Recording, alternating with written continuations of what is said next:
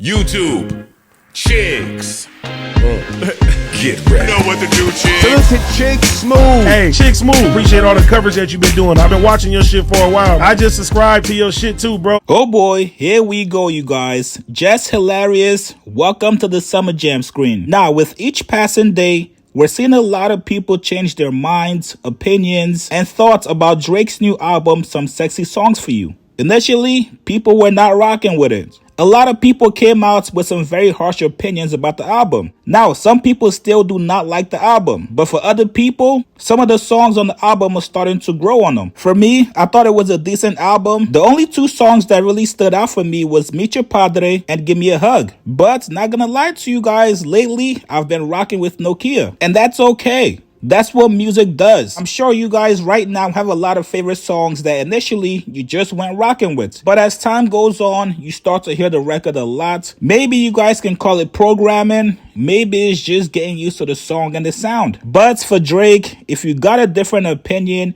if you dare change your mind, he's going to call you out and make you look like a hypocrite. Now, just like he did with the Maris from Rory and Mal podcast, Drake is giving Jess Hilarious the same treatment. Drake just posted a video exposing Jess Hilarious being a hypocrite. Initially, when the album dropped, she wasn't rocking with it. But then, a couple days later, her opinion on it changed. Here's the video. Don't even hit like old Drake. What are you talking about? No, y'all gotta listen to this in whole from start to finish. Yeah, Did you listen to it?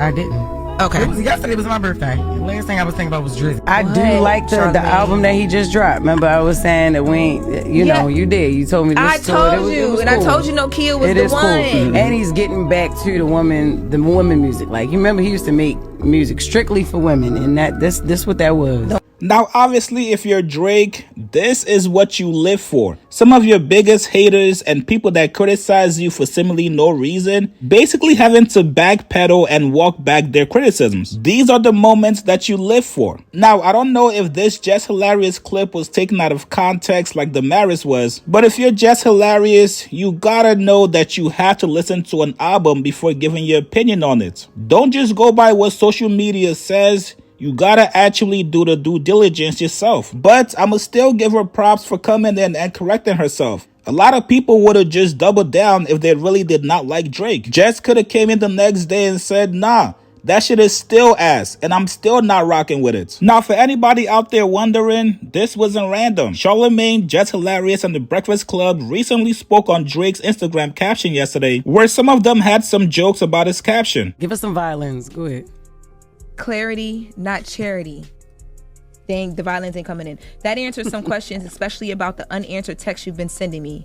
And he has an emoji. So I don't know if this is like a song situation or if this is just how he's really talking feels to somebody. I don't know, but the people took this and ran with it. They trying to decode it because he has photos of like him and one of his homeboys, Baca, and then on Baca's page, the caption says loyalty.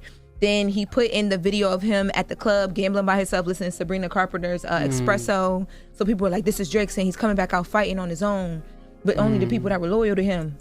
I don't know, y'all. This could be a bunch of nothing, and I'm just in here talking. Who knows? Okay, Drake. All you did was lose a rap battle, man. Like, that was all it was. Nobody has handled losing a rap battle worse than Drake. But that's all it was at the end of the day, was a rap battle. You're still rich. People still checking for your music. You're alive. Your child is healthy, your friends are healthy, your family's healthy. Who cares? And he told us, I'm very much alive, y'all. Like he said that. I said that. His man, a smoke machine alive. Under his hoodie. Oh my God. But I keep hearing he's working on his solo rap album, which should be coming out soon, hopefully. Oh, cool. I'm excited to hear that. I feel like he got a lot to talk about. He got a lot to talk about. Absolutely. I do like the album that he just dropped. Remember, I was saying that we ain't, you know, you did. You told me to listen to it. I told you, and cool. I told you Nokia was the one. Cool. And he's getting back to the woman music. Like, you remember he used to make music strictly for women, and this what that was. Don't drink and drive. He really don't have a lot to talk about, especially if all you're going to talk about is the aftermath of losing a rap battle. Yeah. Like, you know what I mean? And if you're still going to be taking subtle shots at Kendrick, you should have put all of that in the music, and you shouldn't have ended it at the Hard Part 6. I think he should give you a song. Man, I think he's going to talk about everything that went on, how he feels We after saw about what it, the went people on. that switched sides. You gonna talk about what he suing? did after. You gonna talk I about was filing gonna say, lawsuits? I'm sure he probably talk about that as well. You want all that in the He has, music. well, in the swipe through, he has a photo of Daniel Day-Lewis from when he was in Phantom Thread, and he plays the character Reynolds Woodcock, who is a high fashion designer who loves order. So he's all about order, non-confrontation. So maybe this is Woo side. Nobody want to be about confrontation after you lose. You ever seen that dude that's super tough till they get beat up and now they don't want to fight no more? They're Muslim now. No Yeah, more they dope Muslim now. games. Like he was all about the confrontation until you get beat up. And but maybe he'll be talking about that as well. He'll be talking about his feelings towards it. You always talk about people should talk about their feelings in the music and talk Drake about the has things that sort of been- mind in the music. That's what he's gonna talk about. He also got a photo in here, but I think you call it Zofran. My mom used to take those. It's like nausea medicine. Yeah, It's used Zofran. after surgery or like after cancer treatment. Yeah. And I'm like, is this because he feel like he gonna make people sick? Hey. All you did You know, was that's lose right. a rap All right, battle, bro. okay. You just lost a rap battle. You better read that hip hop girl. Period. You're not excited about You the gotta Drake take album? medication because you lost a rap battle. So now if you're Charlamagne, do you now go on the airwaves and double down and defend your co-host from Drake? Or do you call it fair play because Jess simply did not listen to the album initially when it dropped before she offered up her opinion on this album? You guys get in the comments below. What do you guys make of Drake calling out Jess hilarious and exposing her? Post your comments below. Subscribe to my channel, like this video. I'll see you guys later, man.